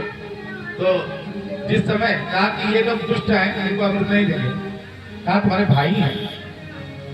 कहा अच्छा अमृत तुमको देते हैं और तुम जैसा चाहो वैसा बांटो। कहा तो अगर बुरा ना मानो तो एक गाढ़ा गाढ़ा अमृत जो है ये नीचे बैठा हुआ है और ऊपर बिल्कुल पानी वाला है। तो ये देवता आ ही गए हैं तो इनको पानी वाला पिला दे, पतला पतला, और तुमको गाढ़ा बाद में पिलाएंगे। तो देवता राक्षस अच्छा दुर्बुद्धि तो होते ही, नशा करने के बाद में आदमी की बुद्धि कार्य नहीं करती है। जैसा समझा दो वैसा ठीक। कहा ठीक ठीक ठीक। अब भगवान ने क्या किया, देवताओं को अमृत पिलाना शुरू कर दिया। अमृत कोई गाढ़ा पतला थोड़ी नहीं था, था तो बराबर ही पिलाने लगे। एक दैत्य ने देख समझ गया, कुछ दैत्य चालू होते हैं, समझ गया कि गड़बड़ कुछ हो रही है। वो अपना भेष बदल करके बैठ गए जाकर के बीच में। सूर्य चंद्रमा देख रहे थे उसकी हरकत। जैसे उसने अमृत पिया, कह दिया मोहिनी ये तो दैत्य है। भगवान अपने चतुर्भुज रूप में प्रकट हो गए, उसकी गर्दन धड़ से अलग कर, चूंकि वो पी चुका था अमृत, इसलिए मरा तो नहीं, लेकिन उसका धड़ और सिर अलग हो गया। वही जो राहु केतु है वही जाकर के राहु केतु ग्रह बन गया। तभी कहते राहु डस रहा है या चंद्र ग्रहण लग रहा है, सूर्य ग्रहण लग रहा है, वही अपनी दुश्मनी निकाला करता है। ऐसा बताते हैं कि उनको निकल जाता है, फिर मुंह से निकलता है, गले से बाहर आ जाता है। अच्छा हाँ, लहसुन और प्याज सनातन धर्म या वैष्णव धर्म में निषेध इसीलिए बताया गया है क्योंकि उसमें अमृत के गुण हैं, लेकिन चूंकि दैत्य के का रक्त उसमें मिला हुआ है, अमृत है इसलिए उसमें औषधि गुण है, औषधि है वो, लेकिन चूंकि दैत्य के मुख से जूठा होके गिरा था इसलिए उसे निषेध बताया जाता है। जब राजा बलि को पता चला कि भगवान ने उसे छल किया है, तुरंत देवासुर संग्राम शुरू हो गया। अब चूंकि देवता तो बलिष्ठ थे, राक्षसों को मार गिराया, सबको मार डाला, बलि को भी मार डाला, सब मर गए। देवता अपना जश्न मनाने लगे। शुक्राचार्य को संजीवनी विद्या आती थी, शुक्राचार्य संजीवनी विद्या लेकर के आया और सबको पुनः जीवित कर दिया। बलि ने प्रणाम करते हुए कहा कि महाराज ये बताइए राक्षसों को कैसे जीते। कहा अगर राक्षसों को कहा कि अगर ये आपको देवताओं को जीतना है तो सबसे पहले देवता जिनके बस में रहते हैं उनको जीतो। कहा देवता किसके बस में रहते हैं? कहा देवता रहते हैं मंत्रों के बस में, और मंत्रों पर ब्राह्मणों ने कब्जा कर रखा है। तो ब्राह्मणों को पहले खिला पिला के अपने पक्ष में कर लो कायदे से, और वो अगर कब्जे में आ गए तो तुमको जो है देवता हरा नहीं पाएंगे। मंत्र देवता मंत्रोधीना, मंत्रा ब्राह्मणवादी। तो कहा कि ब्राह्मणों को भाई बलि ने बुलाया, खूब ब्राह्मणों की सेवा की, खूब रबड़ी मलाई छकाई कर रहे थे, खूब कर रही दक्षिणा दी। ब्राह्मणों ने कहा सुनो, हम सब लोग तुमको आशीर्वाद देते हैं कि हम ऐसे रथ का निर्माण किए दे रहे हैं जिसपे तुम बैठे होगे तो तुमको कोई हरा नहीं पाएगा। बस फिर क्या था, रथ में बैठ कर तो लोग विजय पर निकल पड़ा, इंद्र बेचारे भाग गए, कोई हरा ही नहीं पा रहा था। शुक्राचार्य ने कहा सुनो एक बात और, ये ब्राह्मणों का आशीर्वाद है, थोड़े दिन तक रहेगा, उसके बाद फिर क्या होगा, खत्म हो जाएगा। अगर वास्तविकता में तुमको इंद्र का पद चाहिए तो तुम यज्ञ करो, सत्येष्ट यज्ञ करो जिसमें 100 यज्ञ होंगे। जिस दिन 100 यज्ञ तुम्हारा पूरा होगा तुम इंद्र के पद को पालोगे। अब देवताओं की माता अदिति जो है बहुत दुखी है, क्योंकि उनके पुत्र भटके भटके घूम रहे हैं, सहारा नहीं पा रहे हैं। अपने पति से निवेदन किया, प्रभु मेरे पुत्र दुखी हैं, कुछ उपाय करिए। उन्होंने उनको एक पूजन विधि बताई, कहा ये आप करिए, आपके पुत्र होगा। उस पुत्र पूजन को करने के बाद में साक्षात नारायण स्वरूप माता अदिति यहाँ प्रकट हुए। छोटे से 52 अंगुल के थे, जिनको 52 नाम से जाना सभी लोगों ने 52 नाम रख दिया, 52 नाम से जाने जाने लगे। ऐसे 52 भगवान की जय हो। 52 भगवान का जन्म हो गया। जन्म लेते हुए छोटे से बिल्कुल बौने थे, देवगुरु बृहस्पति आए, यज्ञोपवीत किया, कहा सुनो तुम जिस कार्य के लिए आए हो कार्य करो। कहा किस कार्य के लिए आए हैं? कहा हमको दक्षिणा दो। तो कहा बताइए गुरुदेव क्या दक्षिणा दे? कहा हमको दक्षिणा में त्रिलोक चाहिए। तो कहा त्रिलोक हम कहाँ से लाके दें, गरीब ब्राह्मण हैं। कहा राजा बलि से मांग के लाओ, चाहे डी से मांग के लाओ। कहा महाराज जन्म लेते ही फंसा दिए। छोटे से भगवान जा रहे हैं बलि के पास मांगने के लिए। बलि सवा यज्ञ पूरा होने वाला था, बैठने वाला था, उस पर 99 यज्ञ कर चुका था। जैसे ही भगवान पहुंचे, एक सैनिक आया, कहा महाराज एक छोटा सा बहुत सुंदर सा बालक आया है और कह रहा है राजा से भिक्षा चाहिए। तो कहा उसको भिक्षा देकर विदा करो ना। कहा नहीं, वो आप ही से भिक्षा ले। राजा बलि गए, जैसे इनकी छवि देखी मोहित हो गए। कहा इतना सुंदर ब्राह्मण बालक मैंने आज तक नहीं देखा। कहा बताइए विप्रवर क्या चाहिए? कहा हमें यज्ञ करने के लिए 3 पग भूमि चाहिए, आप दे दीजिए। कहा ठीक है ले लो। पहली बात हम तो तुमको होशियार समझ रहे थे, बता तुम्हारी शादी करवा दें बढ़िया घर में, इतना दे दें जिंदगी भर खाओ बैठे बैठे, कहाँ भीख मांग रहे इधर उधर। कहा महाराज ये बताइए जीवन में सारी इच्छाएं किसकी पूरी होती हैं? आपको त्रिलोक का राज्य मिल गया, क्या आपकी इच्छाएं पूरी हो गई क्या? राजा बलि को लगा तो बड़ा तगड़ा प्रवचन दे रहा है। कहा कुछ नहीं। कहा अच्छा ठीक है महाराज।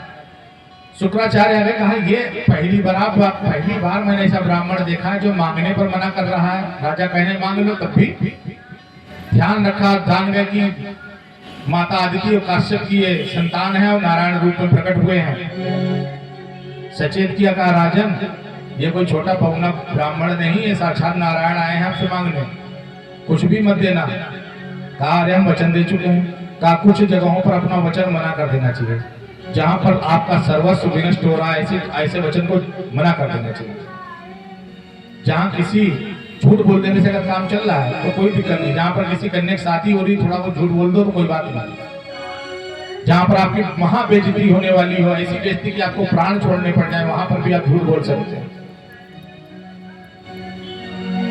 और कोई बहुत गंभीर बात हो जो पत्नी को बताने योग्य ना हो तो पत्नी से भी झूठ बोल सकते हैं, क्योंकि माताओं के मुंह में बात रुकती नहीं। तुम किसी का कत्ल करके आए हो और पत्नी साइड से खून लगा हुआ है, पत्नी से बता दो कि कत्ल करके आए हो, पत्नी की बात नहीं बचेगी, अपनी जेठानी से बताएगी, जेठानी अपनी जेठानी से बताएगी, फिर अपनी सास से बताएंगी, धीरे धीरे पूरे गांव में खबर फैल जाएगी, पुलिस तुरंत तुम्हारे दरवाजे पर खड़ी होगी।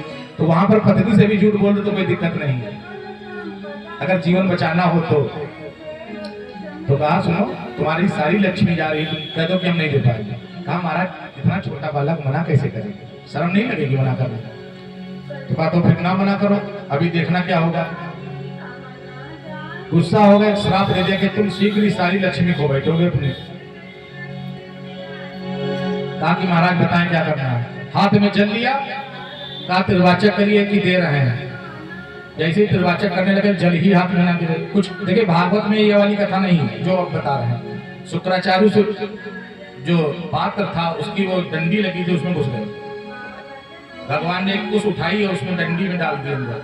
ऐसे बता रहे हैं कि उनकी एक आंख जो है उस कुश के द्वारा गोविंदाय नमो नमः हो गई। शुक्राचार्य चिल्ला के भागे बाहर कि कौन दे रहा है, कौन ले रहा है, हम अपनी आंख खाली प्रभा बैठे बीच में।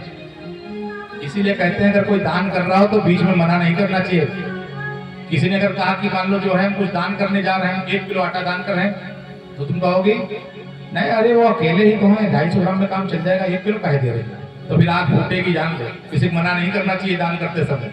दान करने वाला ये कथा ये सिखाती है कि दान में बीच में टांग नहीं अड़ानी चाहिए। अगर दान करते वक्त आप किसी को मना करते हैं तो पाप के भागी हो जाएंगे। तेरे द्वार खड़ा भगवान रे,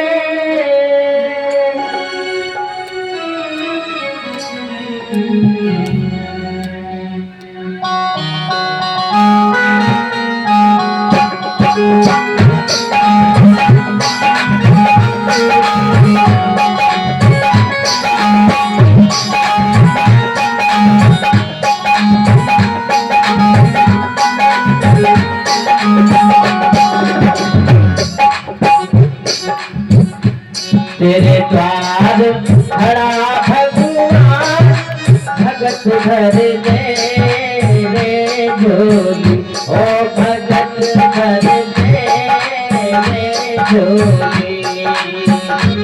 तेरे द्वार खड़ा भगवान, भगत भर दे रे झोली, भगत भर दे रे झोली। तेरे द्वार खड़ा भगवान, भगत भर दे रे झोली, ओ भगत भर दे रे झोली। तेरा होगा बड़ा एहसान, तेरा होगा बड़ा एहसान, जुग जुग तेरी रहेगी शान, भगत भर दे रे झोली, ओ भगत भर दे रे झोली। तेरे द्वार खड़ा भगवान, भगत भर दे रे झोली, भगत भर दे रे झोली।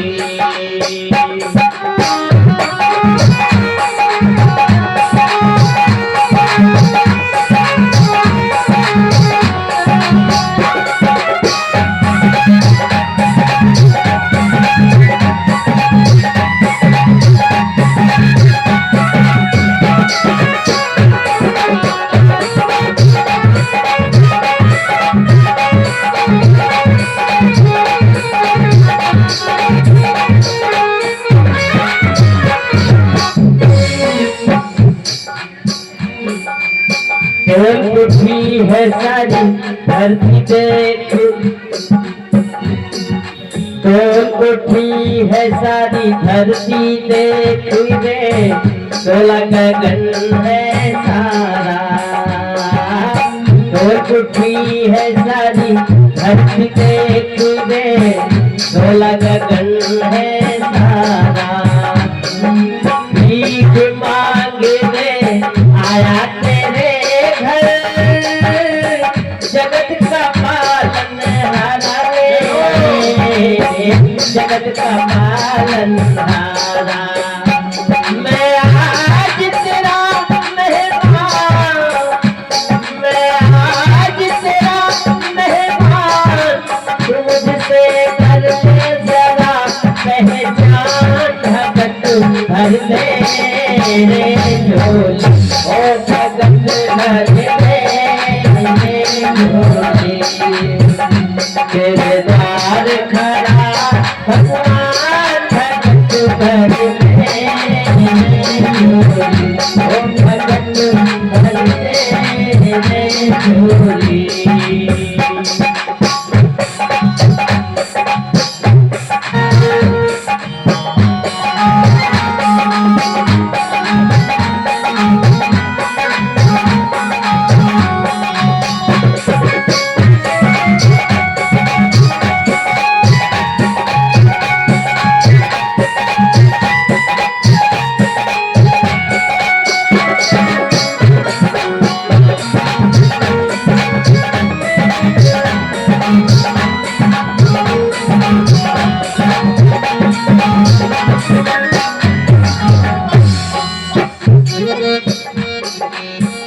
आज लुटा दे रे सर्वस अपना, मान ले कहना तेरा। आज लुटा दे सर्वस्व अपना, मान ले मेरा कहना। आज लुटा दे रे सर्वस अपना, मान ले कहना तेरा। मिट जाएगा कल में तेरा, जन्म जन्म का फेरा रे, जन्म जन्म का फेरा। तू छोड़ सकल अभिमान, तू छोड़ सकल अभिमान, अमर कर ले रे तू अपना दान। भगत भर दे रे झोली, ओ भगत भर दे रे झोली। तेरे द्वार खड़ा भगवान, भगत भर दे रे झोली, ओ भगत भर दे रे झोली।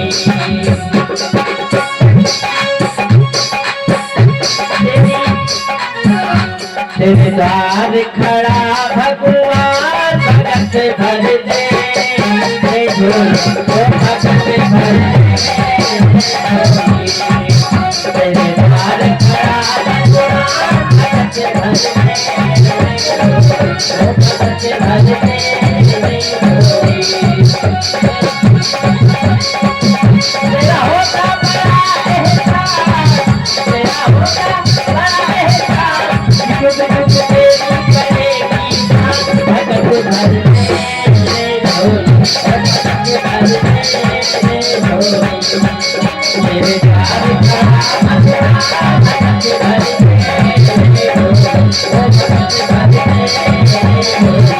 तेरे द्वार खड़ा भगवान, भगत भर दे रे झोली, ओ भगत भर दे रे झोली, ओ भगत भर दे रे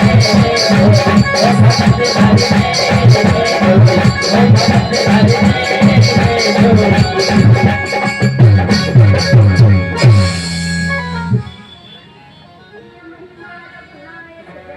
भगवान सामने खड़े हुए हैं वामन रूप में। राजा ने जैसे ही जल को हाथ में लिया और संकल्प पूरा करके पृथ्वी पर जल छोड़ा, और जल के साथ अपना जल जैसे जैसे पृथ्वी पर गिरा, और अगले ही पल जब राजा ने अपना चेहरा ऊपर उठाया तो भगवान तो वहां से गायब थे, क्योंकि जहां पर राजा बलि खड़े थे वहां पर तो कुछ बहुत बड़ा कुछ अंगूठा टाइप का उनको दिखा। कहा ये क्या है इतना बड़ा अंगूठा?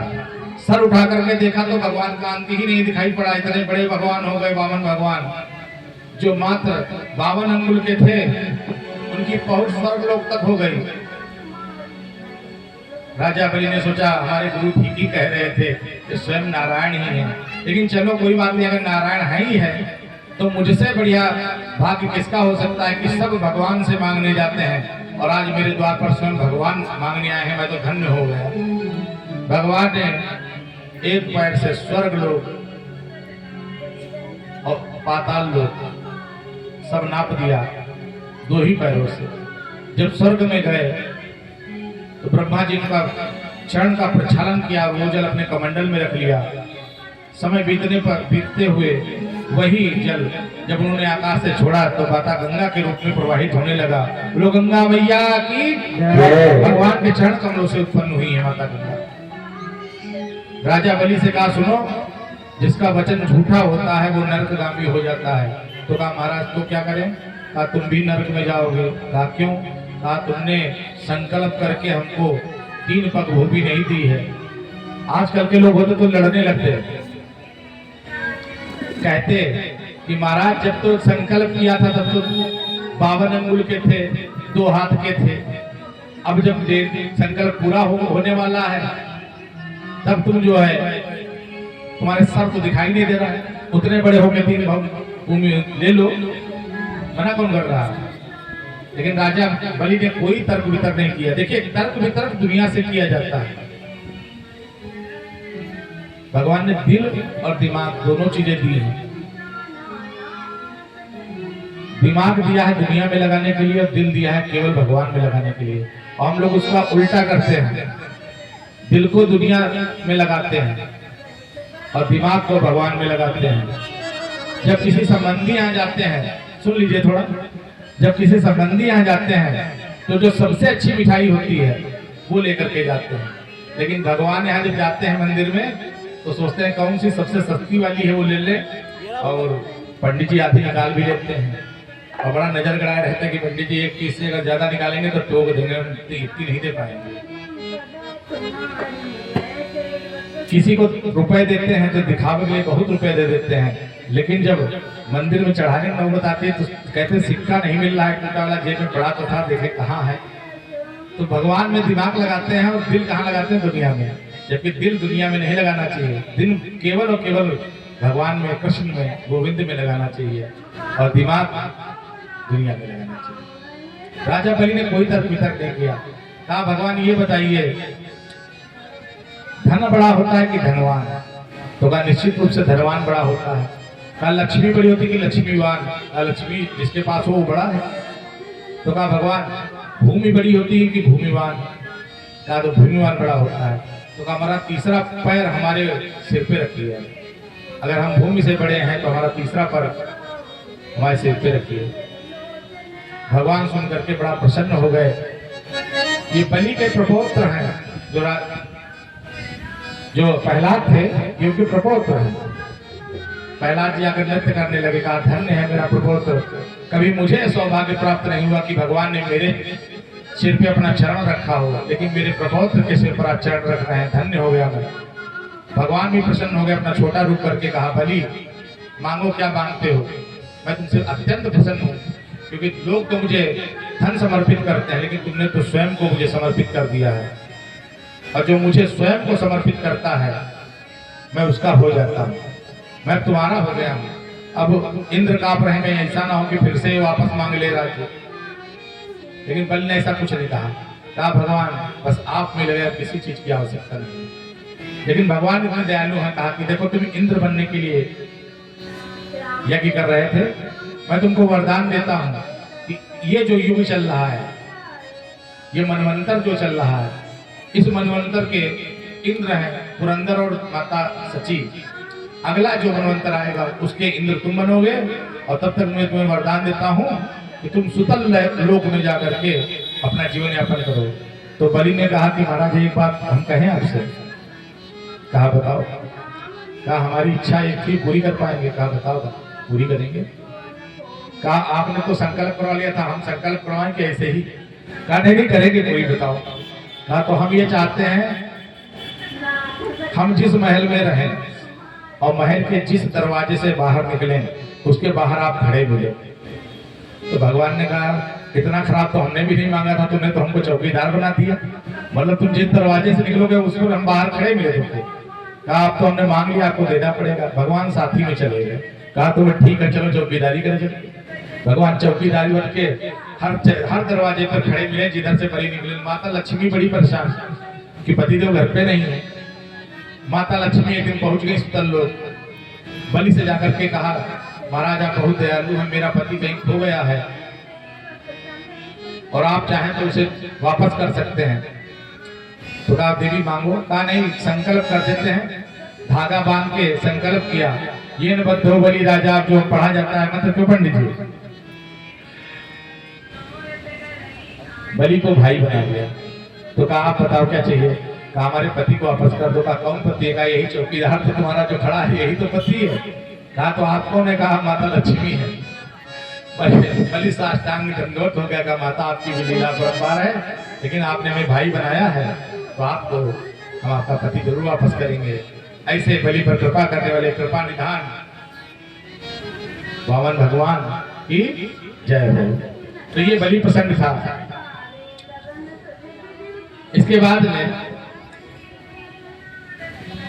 राजा परीक्षित, देखिए राजा परीक्षित सुन रहे हैं सब बैठे। राजा परीक्षित ने कहा गुरुदेव एक बात बताइए, जो वंश परंपरा आप बता रहे हैं तो ये वंश परंपरा इतनी फैल कैसे गई? भाई आपने कहा जो सृष्टि के शुरुआत में मनुष्य रूपा थे, फिर इतनी कैसे फैल गई? तो कहा इतनी इसलिए फैल गई कि आगे फैलाने वाले बहुत ज्यादा लोग हो गए थे। कहा कैसे? कहा कि नारायण से ब्रह्मा उत्पन्न हुए, ब्रह्मा से मरीच, मरीच से काश्यप, काश्यप से विवस्वान, और विवस्वान को ही सूर्य कहा जाता है। फिर जो सूर्य से वंश चला उसी का नाम सूर्य वंश कहा गया। भगवान सूर्य से जिस वंश की उत्पत्ति हुई वही सूर्य वंश कहा जाता है। इनसे जो विवस्वान थे, इनके पुत्र मनु, जिनकी शादी श्रद्धा देवी के साथ हुई। अच्छा, इनकी समस्या सुन लीजिए, इनकी समस्या भी बड़ी गंभीर है। इनके कोई संतान नहीं थी। ब्राह्मणों को बैठाला गया, कहा महाराज कुछ पूजन करिए तो हमारे घर पुत्र हो जाए। राजा ने कहा, और जो रानी थी उन्होंने ब्राह्मणों को चुप पे बुलाया, कहा सुनो, हमको पुत्री चाहिए, और अगर पुत्री हमारे पैदा हो गए तो तुमको हम मालामाल कर देंगे, दक्षिणा बहुत कभी दिलवाएंगे, और अगर पुत्र हो गया तो तुम्हारी सारी दक्षिणा कटवा देंगे। वशिष्ठ जी को ये बात पता नहीं थी। वशिष्ठ जी के कुल गुरु थे।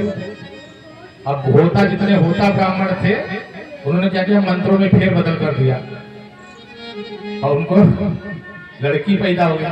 राजा बहुत क्रोधित घूम रहे, कहा कि आपने होता तुमने ये क्या किया, होना था पोता, हो गई लड़की, ये क्या कर दिया तुमने? वशिष्ठ जी को बुलाया, कहा महाराज इन होताओं से पूछिए पोता कहाँ है। कहा पोता कहाँ है? होता को बुलाया, कहा क्यों रे, क्या किया? कहा महाराज महारानी ने कहा था कि अगर लड़की होगी तो दक्षिणा कर रही मिलेगी, और लड़का हो गया दक्षिणा कटवा देंगे सबकी। हम लोग लालच में आ गए, मंत्र बदल दिए थे। होता यहाँ खा गए गोता। होता कहाँ खा गए गोता? अगर ना खाए होते गोता तो हो जाता पोता। तो कहा मंत्र बदल दिए थे। कहा यार तुम लोग फंसा दिए। अब जो राजा थे वशिष्ठ जी के पीछे पड़े। कहा वशिष्ठ जी हमको तो लड़का चाहिए। वशिष्ठ जी ने कहा ये तो असंभव है। कहा नहीं, सब संभव, आप कर सकते हैं। वशिष्ठ जी ने वो मंत्र पढ़े, उसी लड़के को लड़के में बदल, लड़की जो थी उसी को लड़के में परिवर्तित कर दिया। रानी बड़ी क्रोधित थी कि एक लड़की भी थी उसको लड़का बना दिया, लेकिन ऐसा नहीं था कि उसमें पूर्ण लड़का बन गई। वो लड़का तो जरूर बन गई, लेकिन लड़की वाली थोड़ी थोड़ी हरकतें तो वाकई थी उसमें। उसके बाद उनके 10 पुत्र हुए, 10 बेटे हुए, जिसमें से इक्ष्वाकु, नृग, कवि, सरियात इत्यादि हुए। तो उसमें सबकी वंश देखिए, ऐसे इनका वंश परीक्षित जी से कह रहे हैं कि अगर मैं पूरे सूर्यवंश की कथा को सुनाऊंगा तो 100 वर्ष भी कम पड़ जाएंगे। तो बहुत शार्ट में 2 श्लोकों में, भागवत में 2 श्लोकों में पूरी राम कथा है, लेकिन हम भी थोड़ा थोड़ा प्रसंग लेकर के चल रहे हैं। जो शरियाती थे, इनकी एक कन्या थी जिसका नाम था सुकन्या। ये एक दिन खेल रही थी, च्यवन ऋषि बेचारे तपस्या कर रहे थे। इसने पता नहीं क्या ईंटा मारा कि डंडी मारी, उनकी दोनों आंखें फोड़ दो। च्यवन ऋषि बेचारे हल्ला मचा रहे हैं कि हमारी आंखें कौन फोड़ के चला गया। राजा है, कहा महाराज ये कर्म हमारी पुत्री ने किया है। कहा लड़कियों को इतना क्रोध चढ़ाया जाता है, उनको दिखाई नहीं पड़ता कोई साधु सन्यासी उसको तो कम से कम छोड़ते हैं। राजा ने कहा महाराज क्षमा कर दीजिए। कहा क्षमा तो हम कर देंगे, लेकिन ये बताओ हम ये जंगल में अंधे बन के टहले, हमको कौन पानी देगा? तो कहा पानी यही देगी। राजा ने कहा हम आपको ही समर्पित करते हैं। शादी कर दी च्यवन ऋषि के साथ में। च्यवन ऋषि ने शादी तो कर ली, लेकिन बाद में पछता रहे हैं कि यार लड़की ने तो गलती की थी, हमने भी गलती कर दी। लेकिन ऋषियों के लिए क्या संभव है? उन्होंने अपना अश्विनी कुमारों को बुलाया और कहा सुनो हमारी सर्जरी करो बढ़िया। कहा कौन सी सर्जरी? कहा पहले तो हमको जवान बनाओ, और दूसरी बात हमारी आंखें, दिव्य आंखें लगाओ बढ़िया। सर अश्विनी कुमारों ने कहा सुनो हम आपकी इच्छा पूरी कर देंगे, बदले में हमको क्या मिलेगा? कहा जो चाहो। कहा देवता लोग जब भोजन करते हैं तो यकीन उनको भाग दिया जाता है, लेकिन हमारा भाग नहीं होता है। कहा क्यों? कहा हमसे गणा करते हैं कि तुम लोग डॉक्टर हो, चीर फाड़ करते हो, तुम बैठ जाओगे तो खाना नहीं खाएंगे, तो अगर हमको यज्ञ में भाग दिलवाने से सफर हो तो तुमको हम सही कर। च्यवन ऋषि ने कहा ठीक है ऐसे ही होगा। पता नहीं कौन सा देवताओं ने च्यवनप्राश खिलाया है, देखिए उन्हीं के नाम पर च्यवनप्राश बना है। च्यवन ऋषि के नाम पर ही च्यवनप्राश है। कि च्यवन ऋषि बिल्कुल युवा और सुंदर कामदेव को पराजित करने वाला शरीर बन गया उनका। सुकन्या के साथ बहुत खुशी खुशी रहने लगे। एक दिन उनके पिता आए पुत्री को देखा किसी युवा पुरुष के साथ बैठी है, पुत्री को बहुत डांटा, कहा निर्लज, पति बूढ़ा हो तो क्या उसका त्याग कर देना चाहिए, और ये कौन है जिसके साथ तू बैठी हुई है, हमारे कुल को कलंकित कर दिया। कहा नहीं पिताजी, आपको गलतफहमी हो रही है, ये वही आपके दामाद हैं च्यवन ऋषि, लेकिन इन्होंने अपनी तपस्या के बल पर अपना शरीर नवयौवन बना लिया है। राजा बहुत पछताए, क्षमा मांगी। अश्वनी कुमारों ने कहा महाराज हमारी इच्छा पूजा करिए, यज्ञ किया, उसमें इनको भाग दिया।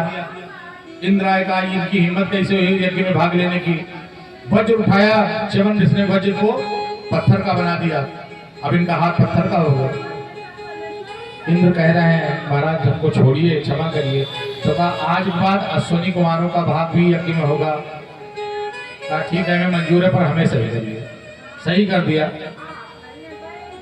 और इसी प्रकार से इन्हीं के सरियाप के वंश में एक रेवत नाम के राजा हुए सतयुग में।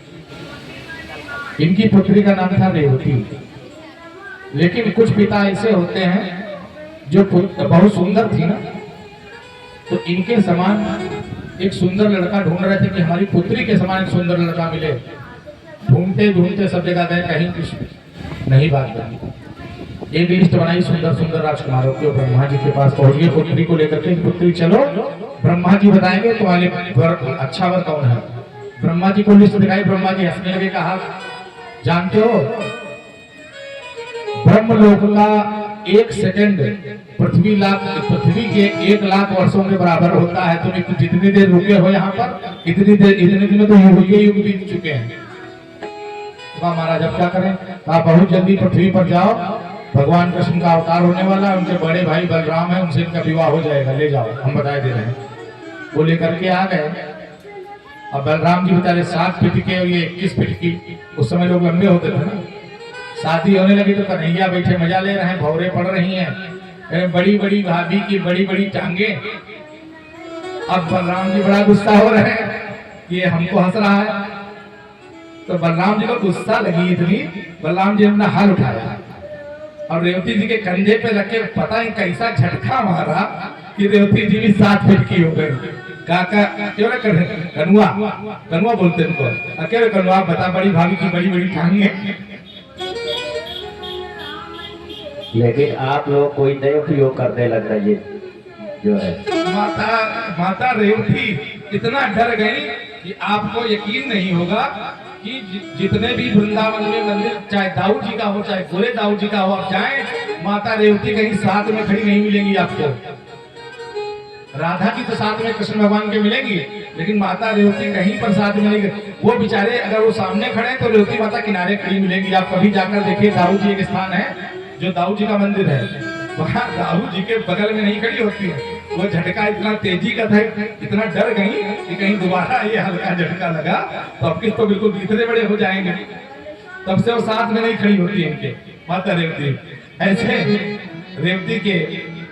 रेवती माता के मन को आह्लादित करने वाले ऐसे बलराम भगवान की ये सरियात के वंश की 2 कथाएं थी।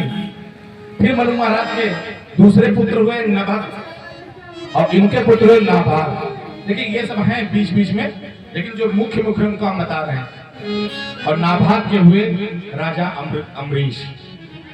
क्या मनोहर कहानी है अम्बरीश की। इतने बड़े वैष्णव, इतने बड़े परम संत, इतने बड़े त्यागी राजा शायद ही कोई हुए हों पूरे पृथ्वी लोक पर जिनका राज्य हो। लेकिन रहते कैसे थे, एक संत की भांति स्वयं भगवान के मंदिर में झाड़ू करना, भगवान के वस्त्र धोना, भगवान का भोजन बनाना। एक दिन सोचा कुछ भोजन में कमी लग रही है, कहा कि हाँ कमी ये है, आटे से हम रोटी बनाते हैं लेकिन आटा पीसता कौन है। तो कहा गया चक्की में पीसता है। तो कहा कि भगवान की सेवा हम किसी दूसरे से नहीं कराएंगे, आज से हम आटा भी पीसेंगे। घर वाले मूड पकड़ के बैठ गए, कहा राजपाट छोड़ करके आटा पीस कर रोटी सेक के भगवान को खिलाते हैं।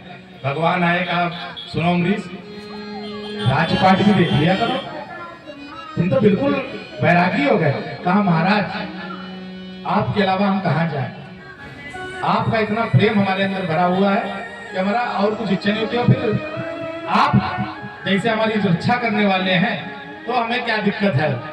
गोस्वामी तुलसीदास जी भी कहते हैं, करहु सदा तिनकी रखवारी, जिमि बालक राखही महतारी, जिमि बालक राखही महतारी। करहु सदा तिनकी रखवारी, जिमि बालक राखही महतारी, जिमि बालक राखही महतारी। अरे बच्चे को माता तभी तक अपने हाथ से खिलाती पिलाती है तक बच्चा माता के आश्रित रहता है। और जिस दिन बच्चा अपने आप रुपए लेकर के चुरा करके और बाहर से चीज खरीद लाता तो माता की चिंता खत्म हो जाती है। वो जान जाती है कि बच्चा अपने आप खरीद के खा लेगा, तो मैं क्यों हाथ पैर चलाऊं। मुझे पता है कि आप मेरी रक्षा करेंगे। इतना विश्वास प्रभु ने देखा तो कहा ठीक है, तुम आराम से भक्ति करो, हमारा सुदर्शन हम छोड़े जा रहे हैं, तुम्हारे राज्य की रक्षा करेगा। ऐसा हुआ एक दिन एकादशी का निर्जला व्रत थे बेचारे, दुर्वासा ऋषि घर पे आ गए। अगले दिन थोड़ी देर के लिए द्वादशी थी, फिर तेरस लगनी थी। गुरुदेव से कहा, गुरुदेव पूजा कर लें, व्रत खोल लें। कहा कि अभी हम यमुना स्नान करके आ रहे हैं, अब व्रत खोलना। अब तेरस लगने वाली थी, व्रत खंडित हो जाता। गुरु से पूछा अपने, गुरुदेव क्या करें। वशिष्ठ जी ने कहा कि ऐसा कर, तो भगवान का चरणामृत पी लो, चरणामृत में कोई हानि नहीं है, भगवान का चरणामृत भोजन में नहीं आता है, तुम्हारा व्रत भी खुल जाएगा और अतिथि की लाज भी रह जाएगी कि भाई अतिथि के बगैर खाए पिए। अमरीश जी ने केवल चरणामृत को ग्रहण कर लिया। दुर्वासा ऋषि आ गया, कहा दुष्ट, इतना भूखा था, अतिथि का सत्कार करना नहीं जानता है और मेरे आने से पहले खा पी लिया। ऐसे दुष्ट राजा को रहना ही नहीं चाहिए। अपनी एक जटा उगाड़ कर फेंकी और उसे एक कृत्या पैदा हो गई। कृत्या मतलब एक बहुत बड़ी राक्षसी। अब जैसे ही वो राक्षसी खाने के लिए इनको दौड़ी, वो सुदर्शन तो भगवान छोड़ ही गए थे ऊपर। सुदर्शन आया, तुरंत उस कृत्या के टुकड़े टुकड़े करके किए और तुरंत ही दुर्वासा ऋषि को दौड़ाया उसने। दुर्वासा ऋषि इतना डर गए बेचारे, भागे वहां से, ब्रह्मा जी के पास गए। कहा प्रभु त्राहि माम शरणो गतो अहम, मुझे बता लीजिए, बचा लीजिए। कहा क्या हुआ। कहा ये सुदर्शन मेरे पीछे पड़ा है। कहा भैया हमारे बस का नहीं है, जिसका सुदर्शन उसके पास जाओ। शंकर जी के पास गए, शंकर जी ने सुदर्शन को प्रणाम किया, कहा कि जाओ। जैसे शिवद्रोही ममदास कहावा है, वैसे ही विष्णुद्रोही ममदास कहावा, सोनर कोई सपने नहीं पावा। तुमने विष्णु से दुश्मनी की, हमारे बस का कुछ नहीं है, जाओ। नारायण के पास गए, नारायण जी ने भी प्रणाम कर लिया, कहा भैया हमारे बस का भी तो नहीं। कहा महाराज आप ही का तो है, काम तुमको बताएं, तुम ये जो मैथोलॉजी है नहीं समझते। जिस प्रकार कोई लड़की जब विवाह करके अपने घर में ससुराल जाती है, कितना डरी रहती है, पता नहीं सास कैसी हो, पता नहीं कैसे ससुर कैसे हो। और धीरे धीरे फिर क्या करती है, सबकी सेवा करती है, फिर सबको अपने बस में करके सब कुछ, तिजोरी की चाबी और गाड़ी की चाबी और घर की चाबी सब अपने कब्जे में करके फिर सबके धौस जमाती है। वही जो कभी डरते डरते गई थी, अब वो सबको डरा रही है। ठीक उसी प्रकार भक्त हमको फंसा लेते हैं और फिर जो भक्त हमको फंसा लेते तो उनके बस में हम हो जाते, तो हम भक्तों से खुद डरते हैं। तो ये हमारे बस का तो ही नहीं। जहां से आया है वही जाओ, वही तुमको बचा सकता है। दुर्वासा ऋषि आए और अमरीश जी के चरणों में दंडवत हो गए, कहा भक्त वत्सल भगवान के प्रिय भक्त हमें बचा लो। दुर्वासा ऋषि को उठाया, कहा महाराज हमें पाप का भागी ना बनाए। कहा वो सब बाद में बात करेंगे, पहले हमको सुदर्शन दिखाओ। भागवत में 9 श्लोकों में सुदर्शन की स्तुति भगवान ने की और कहा अगर मैं प्रभु का सच्चा भक्त हूँ, सच्चे हृदय से प्रभु को मानता हूँ, तो तुम दुर्वासा ऋषि को क्षमा कर दो। इतना कहना हुआ, सुदर्शन यथा स्थिति में चला गया और दुर्वासा जी को अभय प्रदान किया। ऐसे महान अमरीश जी हैं जिनकी कथा बहुत ही प्रचलित है। ऐसे महान भक्त अमरीश जी महाराज की जय हो। कथाएं बहुत हैं, हम जितना शार्ट में सुना सकते उतना शार्ट में सुना रहे हैं। इन्हीं के वंश में एक युवास्वान राजा हुआ। अच्छा, सूर्य वंश में एक समय हमेशा से एक दिक्कत रही है, इनमें किसी के साथ आम रूप से बच्चा नहीं होता, उसके लिए कुछ स्पेशल व्यवस्था करनी पड़ती है। युवस्वान राजा थे, इनको कोई बच्चा नहीं था, संतान नहीं थे। ऋषियों से मिले, ऋषियों ने कहा भाई हम ये पुत्रेष्ट यज्ञ कर देंगे, पुत्र हो जाएगा। कहा कराइए। पुत्रेष्ट यज्ञ किया।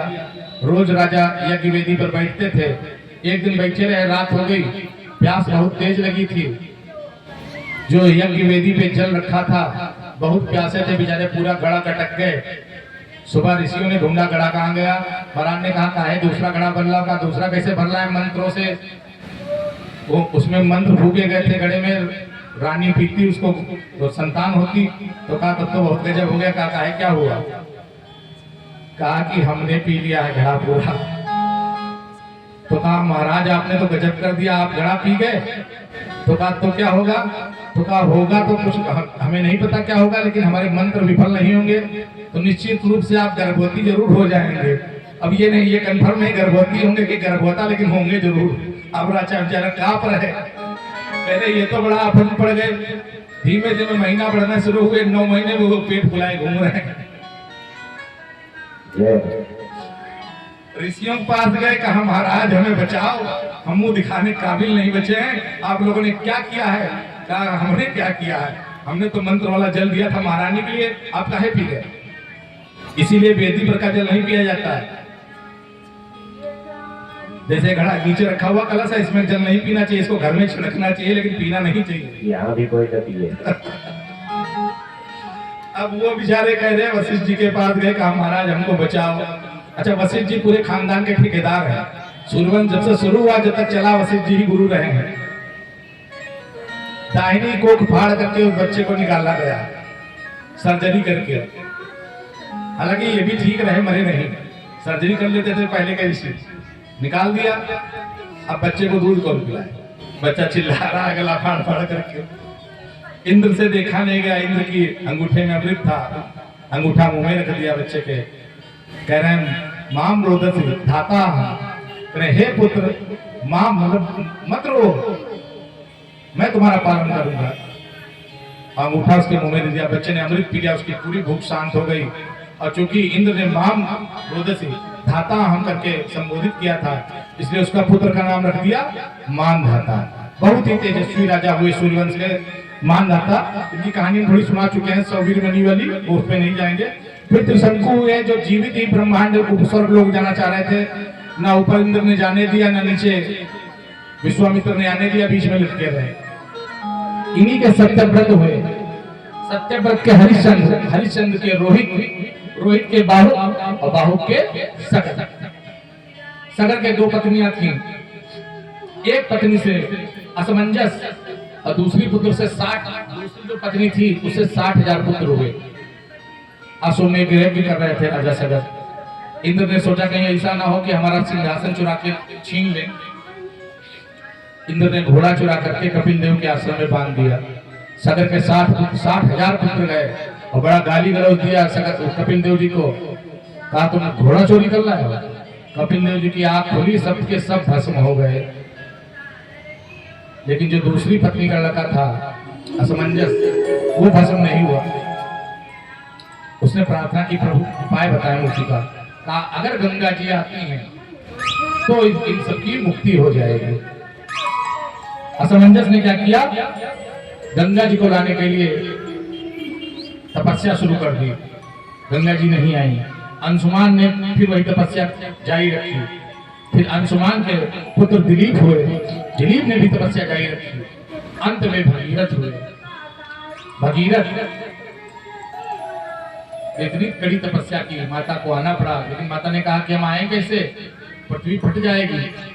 काम ने व्यवस्था कर ली, शंकर जी को समझा लिया, शंकर जी के जोड़ों में आओ। जिस समय माता गंगा माता पृथ्वी पर पधारी, शंकर जी ने अपनी जटाओं में बांध लिया। भगीरथ ने कहा इनको बहाओ तो। तब शंकर जी ने एक धार छोड़ी और गंगा मैया पृथ्वी पर बहना प्रभावित हुई। बहती जा रही थी। रास्ते में एक ऋषि तपस्या कर रहे थे, जानू नाम के ऋषि। उनकी कुटिया उटिया बहा दी। जानू ने ऋषि ने देखा, आओ ना ताओ, लगाया चिलुआ, पूरी गंगा जी को पी गई।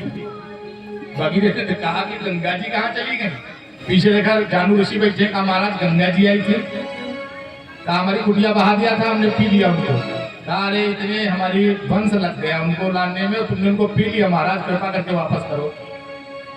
अब कुछ लोग तो कहते हैं कान से वापस कर दी, कुछ लोग कहते हैं जंगा फाड़ के निकाल दी, लेकिन ये कंफर्म है कि जानू ऋषि की पुत्री मानी गई है गंगा जी, क्योंकि जानू ऋषि ने उनको दोबारा जन्म दिया, इसलिए गंगा मैया का एक नाम जानवी भी हो गया। बोलो जानवी मैया की जय। जानवी गंगा जी का ही नाम था। आगे वहीं तो 7 ऋषि तपस्या कर रहे थे। भगीरथ जी ने गंगा जी से कहा सुनो, एक ऋषि ने पी लिया था तुमको, अब 7 ऋषि हैं, बहुत समझ के निकलना। ऋषि ने कहा सुनो आराम से बिल्कुल बह जाओ, वरना फिर हमको दिक्कत अगर होगी तो तुमको दिक्कत होगी। बेचारी बड़े चुपचाप बहकर 7 धाराओं में विभाजित हो गई, उनकी कुटिया को छोड़ दिया और बह गई। वही स्थान हरिद्वार में सप्त सरोवर नाम से जाना जाता है, जहाँ पर गंगा जी 7 भागों में विभक्त होकर बहती हैं, उन आश्रमों को छोड़ करके। बोलो हरिद्वार धाम की। इन्हीं के वंश में आगे चलकर ऋतुकर्ण, सौदास, अस्मक, नारी कवच, खटवान के बारे में कहा जाता है कि इन्होंने एक क्षण में मुक्ति पाली थी। इतना कठोर ध्यान प्रभु का किया कि भगवान ने आकर के इनको दर्शन दे दिए। फिर राजा दिलीप, जिन्होंने गौ सेवा करके पुत्र की प्राप्ति की। दिलीप से रघु से रघुवंश कहा जाता है। फिर अज, और अज से दशरथ, और दशरथ से श्री राम। अब श्री राम का जन्म कैसे हुआ उसमें मानते हैं, आज राम कथा होनी है थोड़ी सी। तो चूंकि कथाएं तो सबकी हैं, लेकिन सबकी अगर सुनाएंगे तो बहुत समय लगेगा। तो राजा दशरथ बैठे हुए हैं। हमने बताया कि संतान किसी का नहीं होती है, बड़ी मुश्किल से होती है। तो क्या हुआ,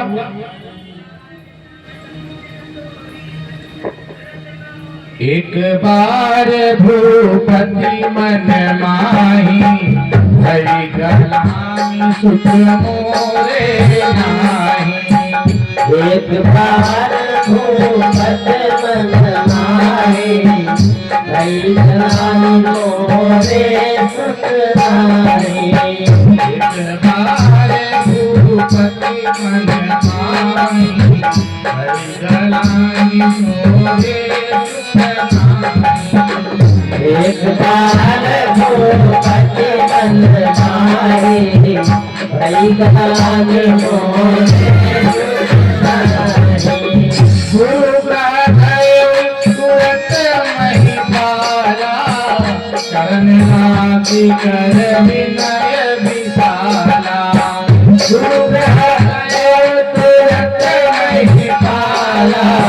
चरण लागी कर विनय विशाला। निज दुख सुख सब पुरहि सुनायो, कहि वशिष्ठ बहु विधि समुदायो। निज दुख सुख सब पुरहि सुनायो, कहि वशिष्ठ बहु विधि समुदायो। कहा वशिष्ठ जी ने, धरहु धीर हुई है भगत भयहारी। धरहु धीर हुई है सुखचारी, त्रिभुवन भगत भयहारी।